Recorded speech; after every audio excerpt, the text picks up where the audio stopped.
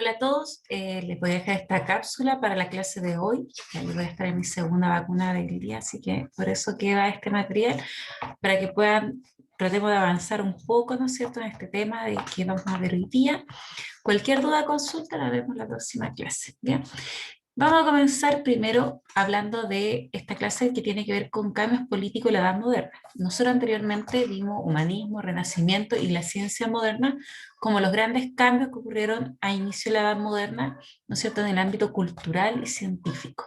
Entonces ahora vamos a trabajar en el ámbito político, ¿bien? Entonces, para que podamos ir mirando que todo este inicio de la modernidad trae varios cambios, como también tiene algunas continuidades. El objetivo de la clase va a ser ver el Estado moderno, ese es nuestro gran tema, y si alcanzamos a revisar lo que es la monarquía absoluta y monarquía parlamentaria. Esas son nuestras temáticas específicas. Y lo primero, vamos a partir pensando y planteándonos esta pregunta que siempre es muy contingente, porque ya que vamos a hablar de política, es saber qué entendemos o pensamos nosotros sobre la política. ¿Bien?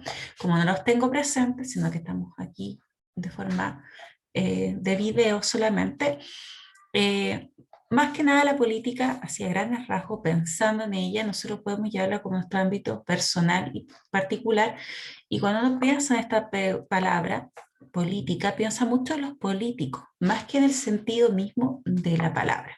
Entonces, todas estas ideas que tenemos en nuestra mente, de las que hemos escuchado, las que percibimos nosotros, de lo que es la política, para algunos es algo que no les interesa para nada, para otras personas es algo muy fundamental e importante.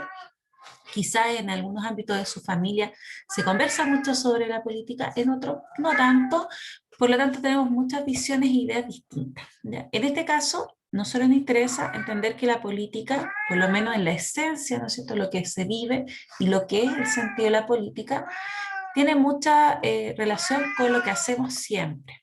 Mi gato, ustedes saben, está variado, quiere salir. Entonces, bueno, la política entonces, en el ámbito de la persona, todo lo que nosotros hacemos es política.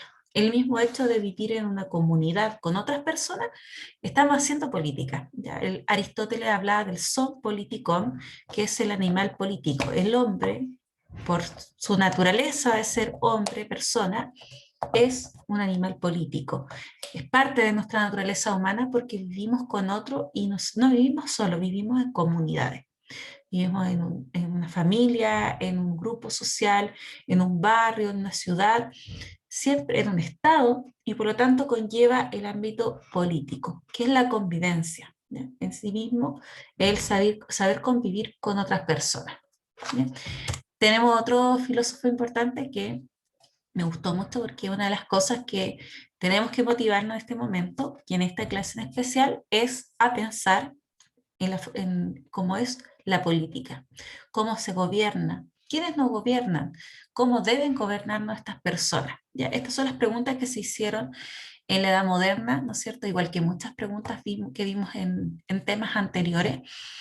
Y aquí es donde el hombre se plantea, ¿no es cierto?, algo muy importante, que la política también tiene que ver con todas las personas, ¿ya?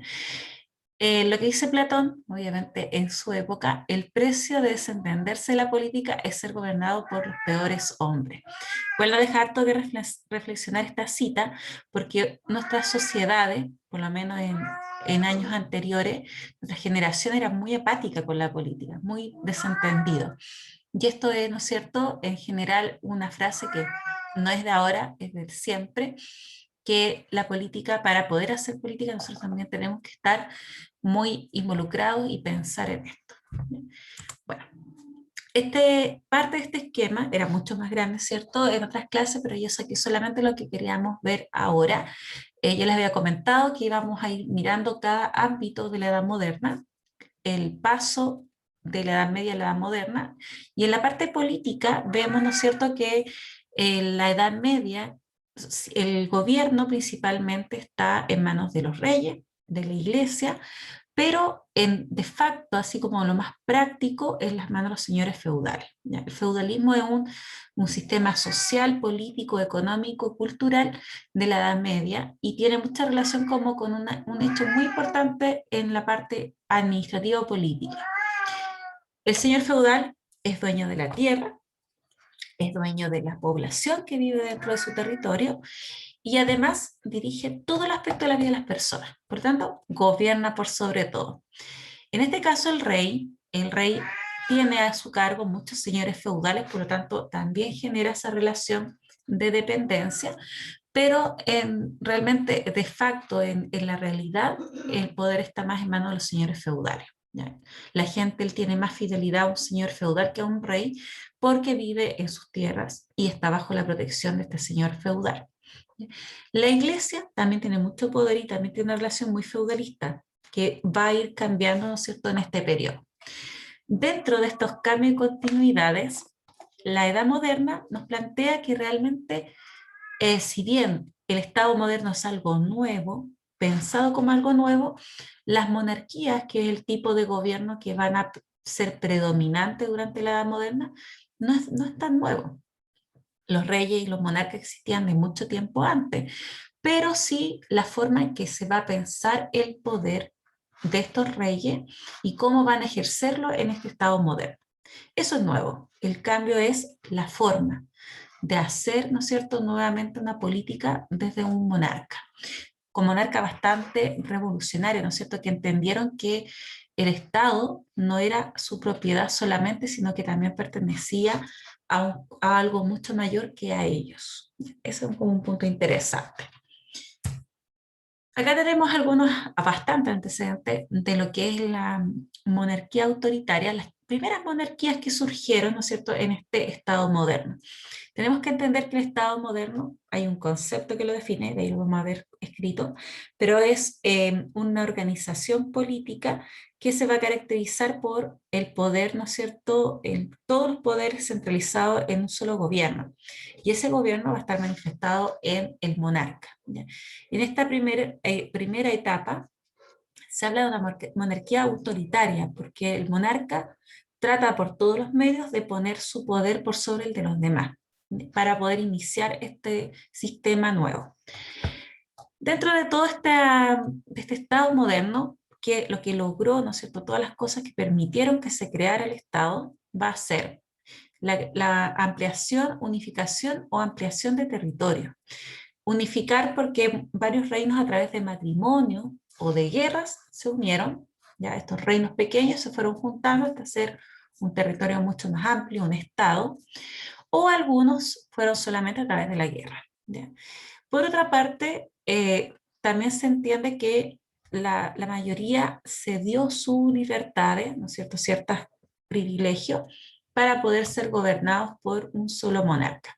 Esto sobre todo en el caso de la alta nobleza, que eran los que se disputaban los poderes, ya quien gobernaba, va a tener que ceder, ¿no es cierto?, ese poder que tenía antes y dejarlo en manos de un monarca, ¿ya? Una sola dinastía que va a gobernar por un tiempo determinado.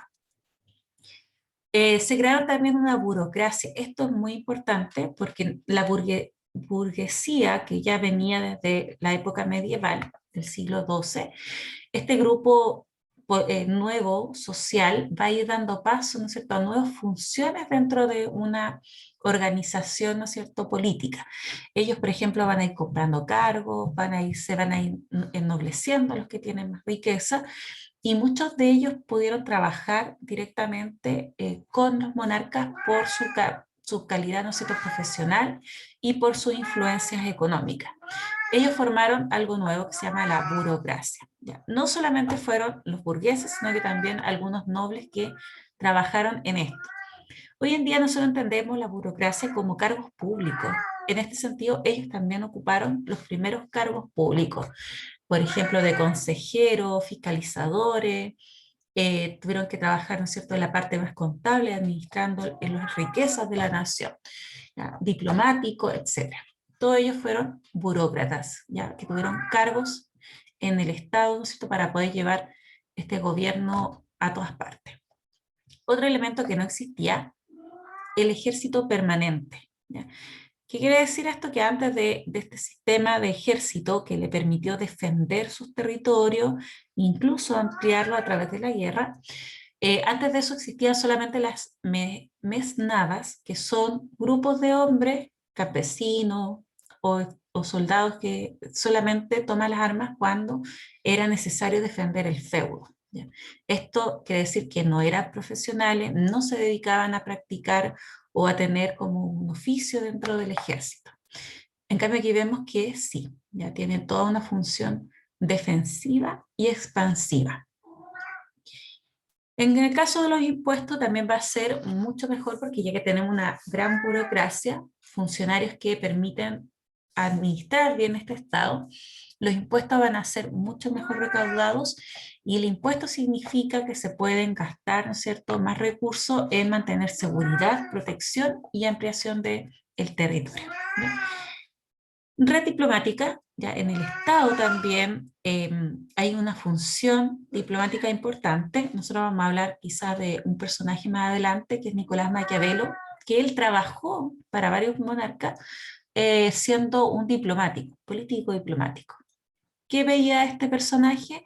Cómo relacionaba su reinado con el reinado de otros reinados y mantenía la paz o la guerra. ¿Ya? Esa es como una función de la diplomacia, en esta época sobre todo. Y Maquiavelo fue bastante interesante la función que hacía porque él, aparte de hacer estas funciones políticas, también escribía sus libros, sus teorías, ¿no es cierto?, sobre el Estado, y esto le sirvió muchísimo para defender, ¿no es cierto?, ciertas formas o prácticas políticas que veían los monarcas extranjeros y llevarlo a las experiencias italianas. Ya, él es italiano, entonces buscaba buenos ejemplos y malos ejemplos para llevarlo a esta realidad. El diplomático entonces se encarga de la paz y la guerra, ¿no es cierto?, con otras naciones. La corte, ¿no es cierto?, también va a ser un elemento importante. Anteriormente, ¿no es cierto?, la corte eran solamente los nobles que estaban en afinidad, ¿no es cierto?, o más que dice aquí, itinerantes, porque no eran permanentes dentro del círculo más cercano al monarca. En cambio, aquí la corte permitió que se crearan consejos que ayudaran al monarca a tomar decisiones. Sí, es importante entender que el monarca tiene poder autoritario y todos los poderes están en el monarca, pero se hace valer de un montón de instituciones y elementos que le permiten mantener su monarquía, ¿ya? Pero el monarca obviamente tiene todos los poderes en sí mismo. Aquí vemos un mapa de Europa también para entender, ¿no es cierto?, algunos de los grandes o reinos más importantes. Ya tenemos el caso de Inglaterra, ¿no es cierto?, el reino de Escocia, tenemos Castilla y Aragón, que todavía son reinos, que después van a conformar, junto con Navarra, van a conformar lo que es España. Tenemos el reino de Portugal, que después Portugal, ¿no es cierto? Y aquí tenemos en este territorio el Sacro Imperio Germánico, que todavía ahí quedan algunas partes de este Sacro Imperio Germánico, heredero del Imperio Romano anterior. Tenemos algunos estados pontificios en esta zona, el reino de Nápoles, el estado pontificio donde está, ¿no es cierto?, la cabeza de la iglesia, ahí está la Capilla Sixtina que veíamos hace poco en el Vaticano, ahí está el centro y corazón de estados pontificios, el reino de Venecia, entre otros, ¿no es cierto?, importantes que aparecen aquí en Europa. Está el Imperio Otomano todavía, que es importante destacarlo porque ya tomó todo lo que anteriormente era el Imperio Bizantino y está, ¿no es cierto?, en este territorio generando siempre algunas tensiones. ¿Ya? Ese es como el panorama de estos estados que van a ir surgiendo y que van a ir dando forma a nuevos estados o países con otro nombre. Por ejemplo, ahí va a nacer España. Bien, acá tenemos entonces la definición de Estado moderno. Es una forma de organización política caracterizada por la centralización del poder. Esta frase, centralización del poder, es porque el monarca concentra todos los poderes. Hoy en día, en las figuras políticas principales, por ejemplo, en nuestro caso, el presidente, no es el que concentre todos los poderes, él solamente tiene uno de los poderes, que sería el poder ejecutivo.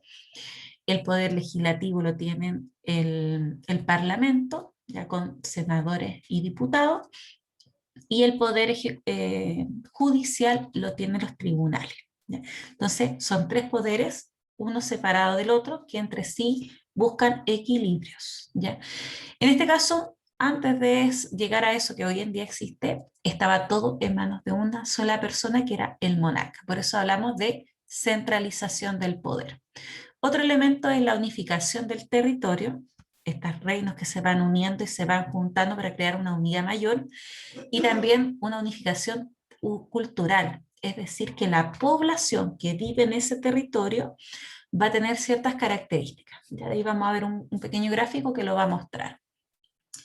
¿Qué me interesa que veamos ahora? Estos personajes, ya que vamos a ir mirando acá y que además nos permiten ver algunos elementos de la formación del Estado. Vamos a mirar qué pensaban y cómo fueron surgiendo los estados modernos. ¿Bien?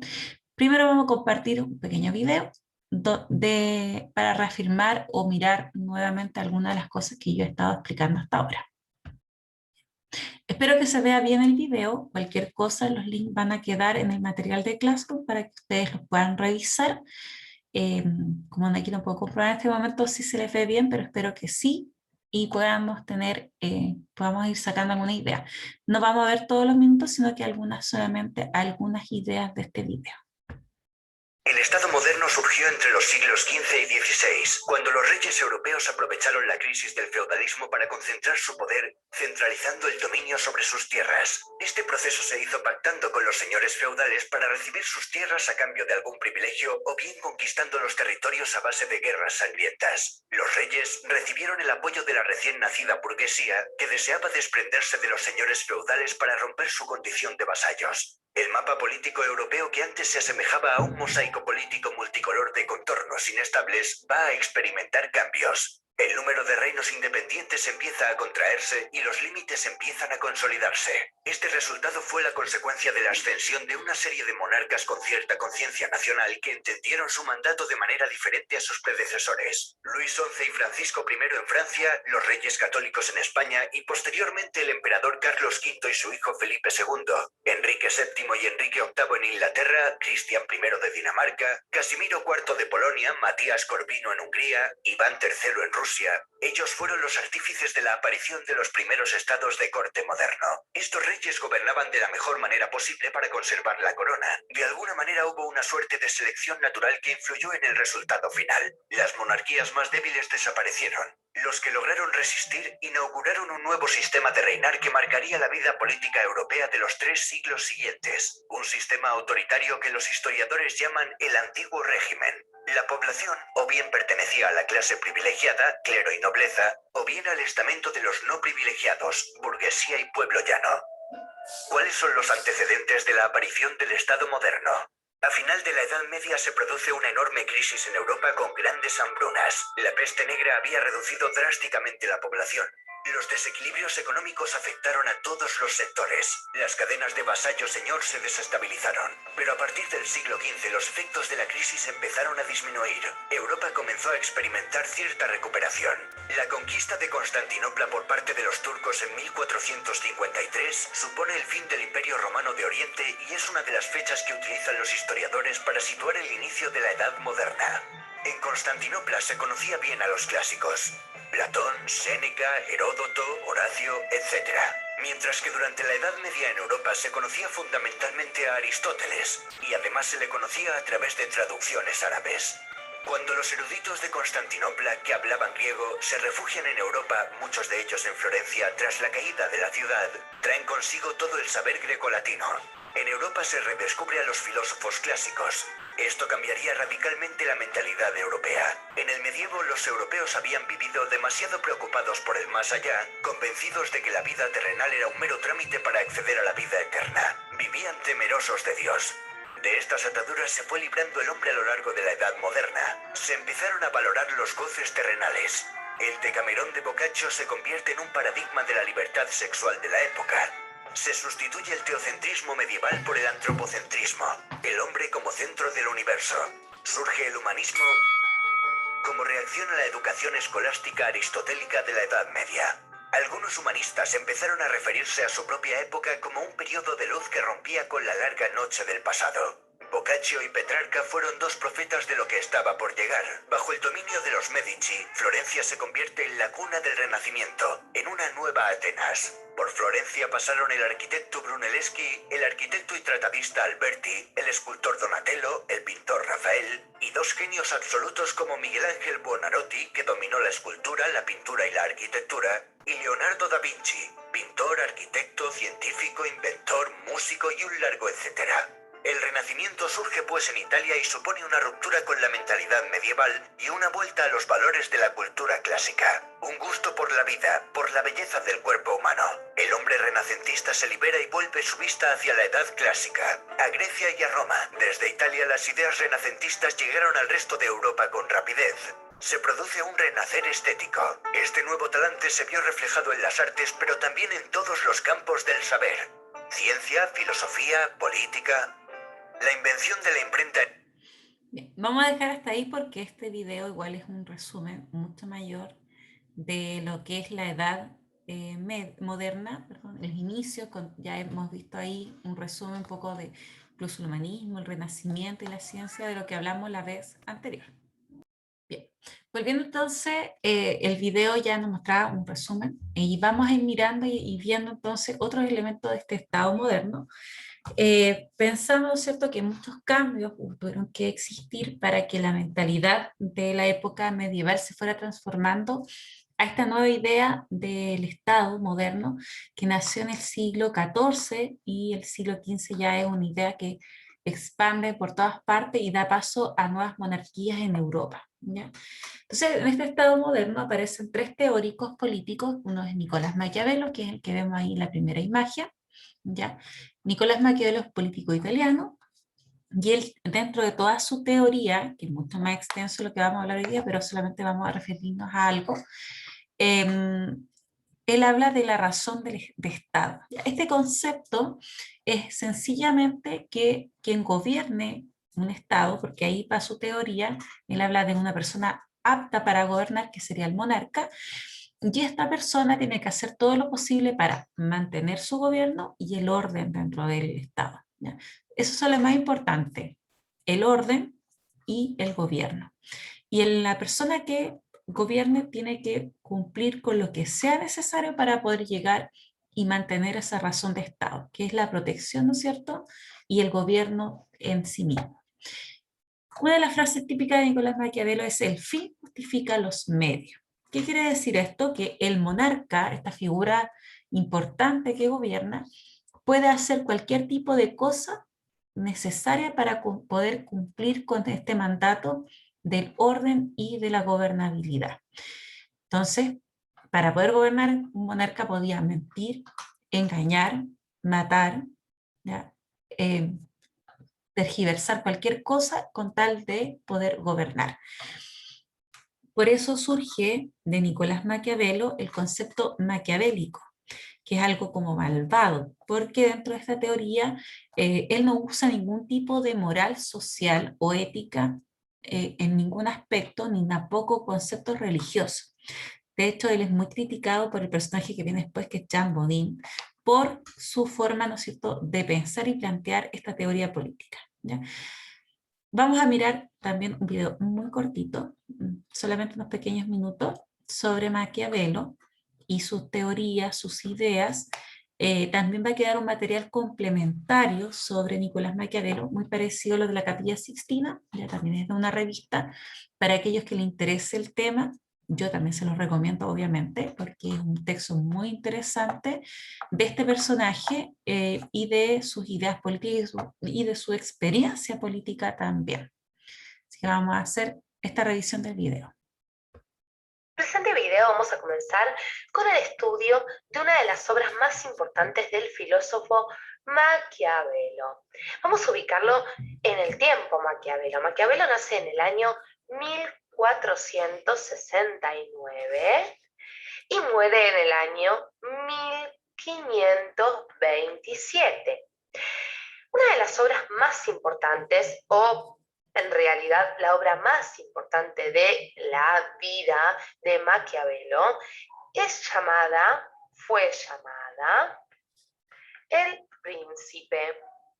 Ahora bien, Vamos a introducirnos en el pensamiento político de este señor Nicolás Maquiavelo, un filósofo y también diplomático al servicio del rey Lorenzo el Magnífico. Lorenzo el Magnífico. Vamos a ir dejando algunas notitas biográficas para que ustedes puedan comprender y ubicarlo históricamente. Y vamos a ver qué etapa le tocó atravesar, porque ¿qué pasa con Maquiavelo? Maquiavelo está en plena etapa de formación de los estados europeos. Entonces, él se va a disponer ante esta situación, ante esta coyuntura histórica, a crear una obra que inclusive va a ser comentada hasta por Napoleón Bonaparte, señores. Así es. Y esta obra es, como decíamos hace algunos segundos, El Príncipe, que ha tenido gran trascendencia en el ámbito sobre todo de la filosofía política. Ahora bien, El Príncipe, les cuento, es una obra escrita en forma de consejos a un hipotético estadista en torno al arte de gobernar. Arte de gobernar, para ir ya introduciéndonos en la obra. El objetivo de Maquiavelo, les cuento, era describir las cualidades que había de tener un príncipe. Sí, así es, tal como estamos viendo en pantalla. Es decir, un rey, un gobernante de su época. Y la forma como debía también comportarse este rey, príncipe o gobernante para conquistar el poder, para mantenerse a él y en lo posible para ampliar el poder. Y vamos ya mismo a ver una de las series. Bien, vamos a parar ahí porque ya más o menos tenemos una idea de lo que es, ¿no es cierto?, esta teoría, ¿no es cierto?, de Maquiavelo, que está relacionada directamente con la persona que debe gobernar, ¿ya? Cómo debe gobernar y quién debe gobernar y cómo se debe mantener en el poder, como decía el video. Bien, en el caso de ahora Jean Bodin, o Jean Bodin o Juan Bodino también como es conocido, o Bodinho, ¿ya? Es un intelectual francés, plantea que el poder del monarca como un acuerdo entre familias, el pater familia, donde deriva el poder absoluto del monarca. ¿Qué significa esto? Significa que Jean Bodin, lo que él plantea es que tal como existe, que la sociedad existen muchas familias que la conforman, igual que dentro de una familia donde hay un padre que gobierna el resto, esta figura conocida como monarca, con un poder absoluto, único, porque el único que gobierna dentro de una casa es un padre, pensando en la época lógicamente, esta familia, ¿no es cierto?, este poder que hay dentro de una familia se puede reproducir en un conjunto de familias, donde todos estos padres de familia deciden quién es el que gobierna. Por lo tanto, la figura del monarca es un poder absoluto, ¿ya? Porque en una familia el poder del padre es incuestionable. Vuelvo a repetir que esto estamos hablando de la edad moderna, así que ojo para que no piensen en lo que pasa hoy en día. Entonces, el poder del padre es un poder absoluto, él es el que dirige la familia, ¿ya? En todos los aspectos, decide sobre la vida y la muerte de los componentes de la familia y sobre los bienes, él es dueño de todo lo que existe en una casa. ¿Ya? Esta visión entonces es la que se traspasa desde ese ámbito familiar a un ámbito político-social. Él es contrario totalmente a Maquiavelo y vamos a ver un poquito sus ideas a través de un video. Buenos días, el día de hoy vamos a conocer cuál es el pensamiento político de Juan Bodinho. El concepto fundamental de Bodinho es el de la soberanía, que se define como el poder absoluto y perpetuo de un Estado. Según él, es poder absoluto aquel que no tiene que someterse a otro, y solo es absolutamente soberano aquel que después de Dios no reconoce a nadie superior. Y perpetuo significa toda la vida de aquel que tiene poder. Él dice que la característica del príncipe soberano es la de crear el orden jurídico, es decir, el poder hacer las leyes generales y especiales sin el consentimiento de superiores iguales o inferiores. Y si éste necesitara el consentimiento de superiores, entonces él mismo sería un súbdito y no un soberano. Para él, la soberanía es absoluta, indivisible y perpetua, y sostiene que todo Estado debía tener soberanía como facultad suprema de actuar. Para él existen tres formas de gobierno: la monarquía, la aristocracia y la democracia, diciendo que cuando la facultad de crear leyes se encuentra en un solo hombre, entonces se convierte en monarquía, y cuando la facultad de hacer leyes reside en un grupo, entonces el gobierno es aristocrático. Y cuando la facultad de crear leyes reside en el pueblo, entonces se convierte en un gobierno democrático. Para Bodiño, la forma de gobierno y la soberanía son la misma cosa. Él estaba convencido que la monarquía es la mejor forma de gobierno, ya que es compatible con su concepto de soberanía. Y bueno, esto fue. Bien, entonces dentro del pensamiento político de Juan Bodino, o Bodín, o Bodiño, como le decía la versión del video, está, ¿no es cierto?, esta idea del poder absoluto del monarca, que es como lo central, y él es considerado incluso el padre del absolutismo en Francia, ya que va a ser uno de los más importantes en este periodo, ya en Francia y sus gobiernos y sus ejemplos de monarcas también. Vamos a mirar el último caso. En este caso, Thomas Hobbes, él también tiene un libro muy famoso, es filósofo inglés. Su texto donde deja, ¿no es cierto?, estas ideas políticas se llama El Leviatán, ¿ya? ¿Cuál es la postura o las ideas que expone Thomas Hobbes sobre el Estado moderno? Él plantea que cuando todo surgió como inicio, como una idea original, las personas que conforman una sociedad, cada una tiene una naturaleza humana que la define como codiciosa y que es libre, pero también necesita cosas, ¿ya? Y la necesidad de tener ciertos elementos en su vida hace que luche con otros por ellos, ¿ya?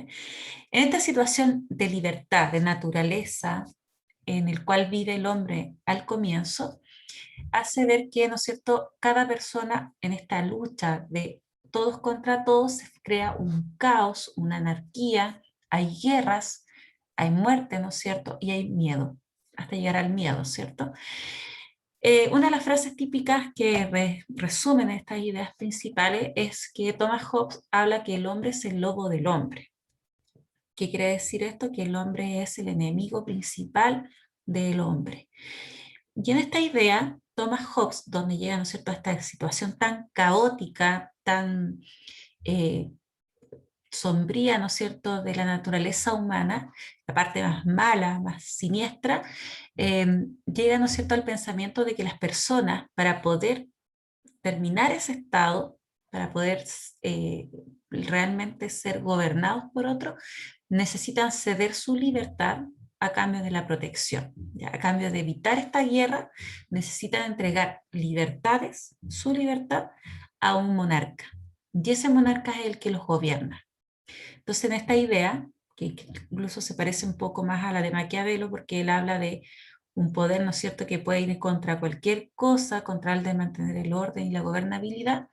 En este caso también, el gobierno está visto como una necesidad frente a un mal mayor, ¿ya? Porque la necesidad es ser gobernados para evitar esta guerra de todos contra todos, pero a la vez cediendo libertades. Hoy en día, por ejemplo, podríamos decir que frente a situaciones de crisis como la que tenemos actualmente, nosotros tuvimos que ceder libertades. Libertad de reunión, la libertad de movimiento, la libertad, ¿no es cierto?, de poder salir de nuestra casa, que es algo que lo tenemos que ceder por esta situación, ¿no es cierto?, de crisis. Si se dan cuenta, es algo que, si bien esto es una teoría política, en las prácticas también sucede, ¿ya? Tenemos que entregar cierta libertad. La libertad es lo más valioso que tenemos como persona, por lo tanto, esto es un consenso finalmente entre las partes que gobiernan y entre la sociedad, porque sin ese consenso finalmente lo que se hace es solamente atropellar ciertos derechos, ¿ya? O libertades, como lo podríamos decir en esta forma todavía. Aquí todavía derechos y deberes no existen, falta harto para llegar a eso, pero sí en las personas ceden su libertad, ceden eso que es tan preciado para que alguien los gobierne y genere un orden. Si no, es como un pensamiento que todo es muy caótico. Vamos a mirar también el último video, y el último que nos queda, que es ya ahora de Thomas Hobbes, para que miremos un poco más sobre este personaje. Vamos a hablar sobre un autor fundamental del contractualismo. Me refiero a Thomas Hobbes, un filósofo inglés nacido en 1588, que con su libro El Leviatán le da, entre otros autores, nacimiento a la política moderna. Me voy a encargar de darles un pantallazo, pero como siempre, les recomiendo leer la obra y profundizar con textos adicionales. Además, les quiero recomendar el canal del amigo Resúmenes en Telequia, donde pueden ampliar la información que hay en este video. Comencemos. A Hobbes lo podemos englobar dentro de lo que se conoce como liberalismo político. Va a partir del individualismo radical, lo cual nos llevará al pacto social y a la posterior construcción del Estado. ¿Cómo podemos caracterizar el liberalismo en la política moderna? Pues con los siguientes elementos: un Estado artificial, derechos naturales inviolables que serían el derecho a la vida, la libertad y a la propiedad, muy importante este último, y el constitucionalismo, la legalidad y la legitimidad. Si bien podemos encontrar liberalismo en Hobbes, lo vamos a ver mucho mejor en la postura del filósofo John Locke más adelante. ¿Cómo va a ser el estado de naturaleza para este autor? Bien, el estado de naturaleza es cómo el ser humano se encuentra antes de la vida social. Para Hobbes, estos van a ser iguales por naturaleza, tanto física como mentalmente. Van a buscar su propia conservación, y esto va a generar competencia y desconfianza, lo cual nos va a llevar a un estado de guerra permanente. Es por esto que Hobbes dice su famosísima frase Homo homini lupus, que quiere decir que el hombre es el lobo del hombre. Es decir, eventualmente el hombre va a entrar en guerra con otros hombres en su estado natural.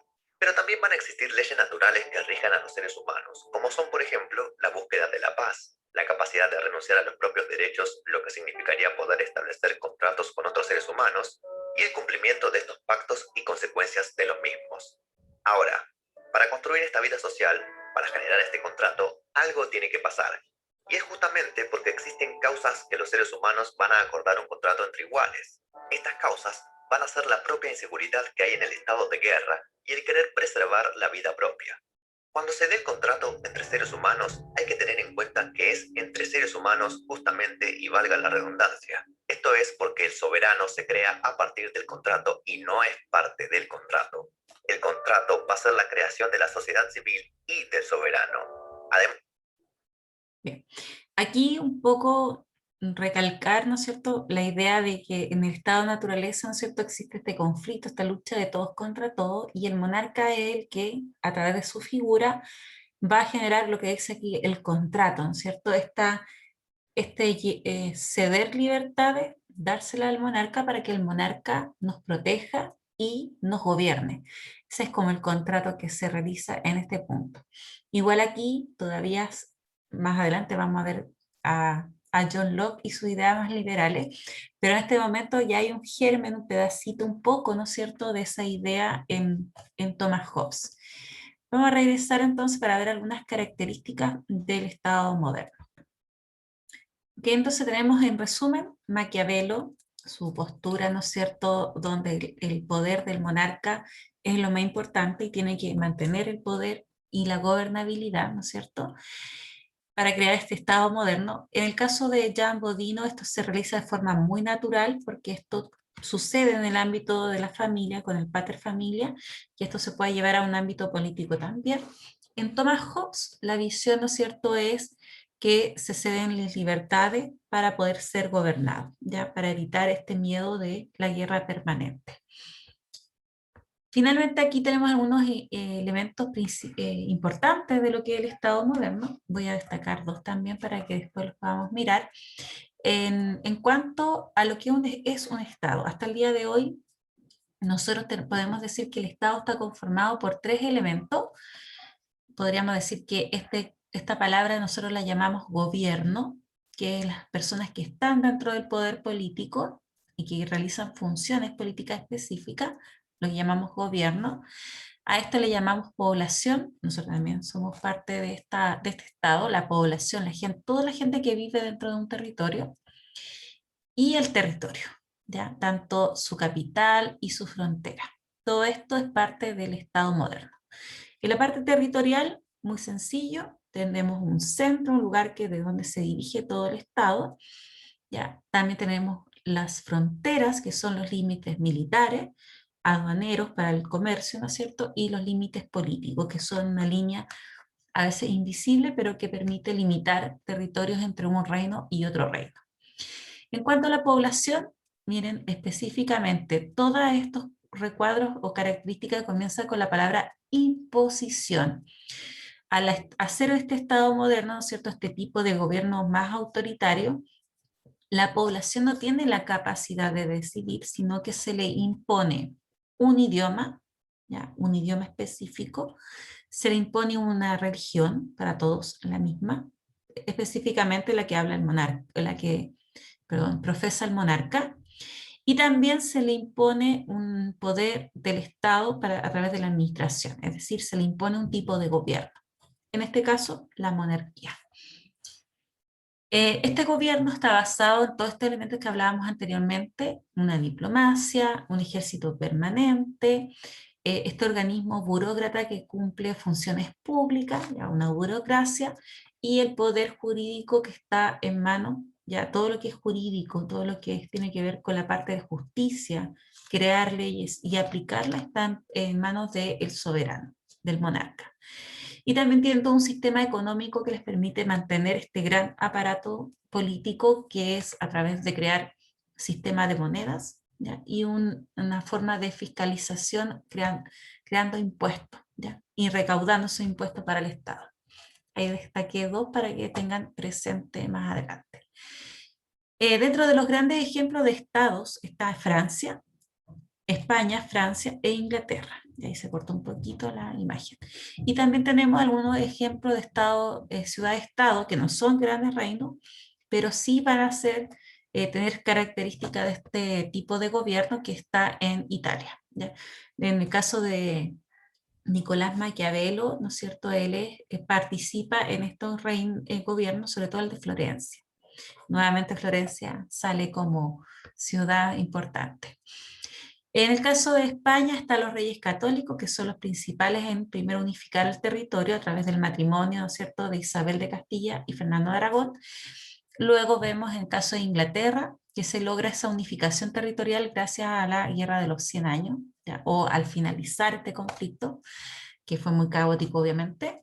Y en el caso de Inglaterra, con la descendencia de Enrique VIII, ¿no es cierto?, sus hijas entraron a guerra civil, la guerra de las dos rosas, donde finalmente ahí gana, ¿no es cierto?, la dinastía, la heredera de Enrique, que es Isabel I. ¿Ya? Ahí tenemos algunos ejemplos. Bueno, llegando al final de esta parte, tenemos aquí unas preguntas para compartir, que la idea es que tuvieran en cuenta lo que ya hemos hablado. ¿Qué factores permitieron el surgimiento del Estado monárquico, ya de estas monarquías absolutas? ¿Qué importancia pudo tener la burocracia y el sistema fiscal en este sistema nuevo, ¿no es cierto?, de centralización del poder? Y a partir de los conocimientos que hemos visto, ver la influencia y la formación de los ejércitos profesionales en la consolidación del Estado moderno. ¿Habrá cambiado la forma de hacer la guerra? ¿Eso habrá permitido algún cambio, el tener un ejército profesional? Hay una idea. Y considera tus conocimientos previos para esta parte, o puedes buscar también en Google, ¿ya? Googlear siempre es parte de estas clases. Alguna característica, ¿no es cierto?, del sistema feudal con características de Estado moderno, ya algunos conocimientos para que puedas tener en cuenta la formación del ejército y la concentración del poder en manos de un rey, ¿ya? Entonces, todo para que haga una explicación, tomando en cuenta todo lo anterior, y puedas enviar, ¿no es cierto?, esta tarea. Como no nos vemos todavía, la idea es que estas preguntas las puedas compartir, ¿ya? Después las vuelvo a proyectar, las podamos compartir y las podamos ver la próxima clase, ¿ya? Si no, vayan pensándola. Tenemos tipos de monarquía, como lo último es muy cortito esto. está la monarquía absoluta y la monarquía parlamentaria. Dos ejemplos de tipo de monarquía que se dieron en esta época. La absoluta, el monarca tiene todo el poder en sus manos, poder legislativo, ejecutivo, judicial, y en el caso de la monarquía parlamentaria, el gobierno tiene una responsabilidad frente a otra entidad que es el Parlamento, ya que es como un grupo de consejeros que trabajan en función, ¿no es cierto?, con el monarca. Es bien interesante este caso porque de aquí parten algunas prácticas mucho más democráticas, aunque ahí hay que ver los casos específicos. ¿Ya? En la monarquía absoluta, aquí hay una definición, es un sistema político, nació en el siglo XVII y XVIII, y la figura central es el monarca. ¿Por qué absoluta? Porque el monarca concentra todos los poderes, e incluso el monarca también va teniendo fortaleciendo esto a través de diferentes elementos. Por ejemplo, más adelante, el monarca va a decir, sobre todo en el siglo XVII y XVIII, va a decir que su poder viene de Dios. Y eso es un poder incuestionable, ya que nadie puede evitar.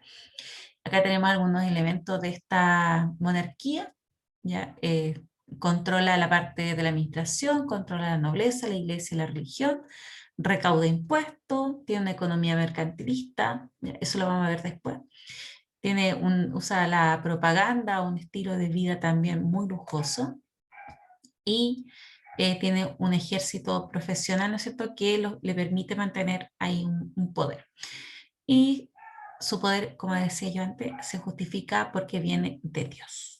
¿Bien? En la parlamentaria, el ejemplo más importante es en Inglaterra, ya el caso de Inglaterra, con ¿no es cierto?, la muerte de la Isabel I, que es una monarca muy importante. Esto es ocupada por Jacobo I, y él va a ser quien empieza, ¿no es cierto?, crea el parlamento y debía supeditarse a su voluntad. Ya, en este caso lo crea, pero fue rechazada la idea de que el monarca tuviera más poder que el parlamento. Y con esto, ¿no es cierto?, está este grupo de señores, de nobles, de la alta nobleza, ellos fueron los que van a ocupar estos puestos y van a siempre ser un grupo que va ejerciendo poder frente al monarca, sobre todo cuando habían políticas que no favorecían al reino. ¿Ya? Aquí tenemos algunos elementos. El poder, ¿no es cierto?, en la monarquía absoluta está en manos solamente del rey. En este caso, en la parlamentaria es el rey más el parlamento. Constitución, en el caso del monarca absoluta no existe un documento que rija por sobre cualquier poder, porque es el monarca el que lo hace. En cambio aquí existe, pero todavía no está escrita. Ya todavía no existe, pero va a existir al final del siglo XVIII. La representación existe, pero es nominal, es decir, que hay pocas personas que representan a los grupos sociales.